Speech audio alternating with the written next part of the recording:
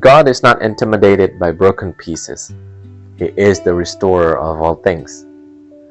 Welcome to Faith Forward with Bobby Sajutie, a space where stories breathe, wounds speak, and hope rises.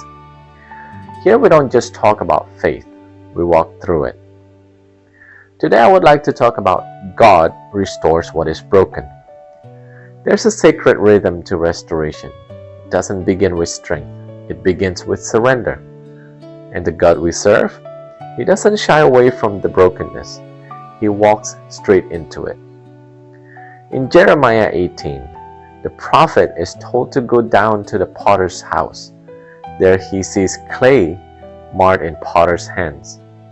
But the potter doesn't throw it away. He reshapes it. He reworks it.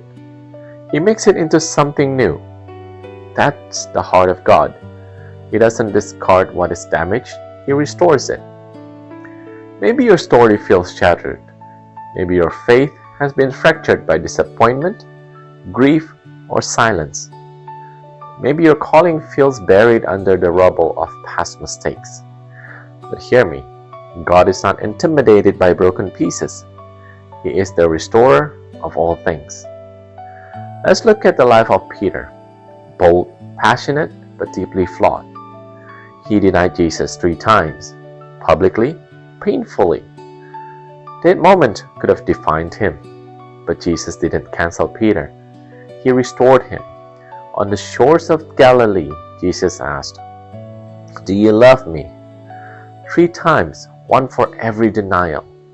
And then he said, "Feed my sheep." Restoration isn't just healing, it's recommissioning. God doesn't just fix what is broken, He redeems it. He gives it purpose. He turns your scars into stories, your wounds into worship, your pain into power. Think of the woman with the issue of blood. 12 years of suffering, 12 years of being labeled unclean. But when she touched the hem of Jesus' garment, healing flowed. Restoration happened. And Jesus didn't just heal her body, He restored her identity. "Daughter," He said, not "woman," not "patient," "daughter." That's restoration. So what is broken in your life today? Is it your faith, your family, your confidence, your dream? God is not done. Restoration is not a one-time event. It's a divine process. And sometimes, the breaking is part of the becoming. Sometimes, God allows the cracks so His light can shine through. In Japanese art, there's a practice called kintsugi, where broken pottery is repaired with gold. The cracks aren't hidden, they're highlighted. The vessel becomes more valuable because of its brokenness. That is what God does with us. He doesn't erase our past, He redeems it. He fills our fractures with grace. And we become living testimonies of restoration. So if you're holding broken pieces today, don't hide them. Offer them. Because in the hands of the restorer, your brokenness becomes beauty. Your mess becomes a message.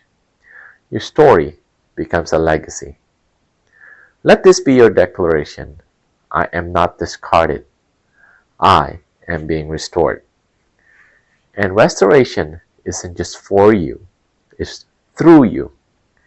Your healing becomes someone else's hope. Your breakthrough becomes someone else's blueprint. That is faith forward. So keep walking, keep trusting, keep surrendering. Because the God who began a good work in you will be faithful to complete it.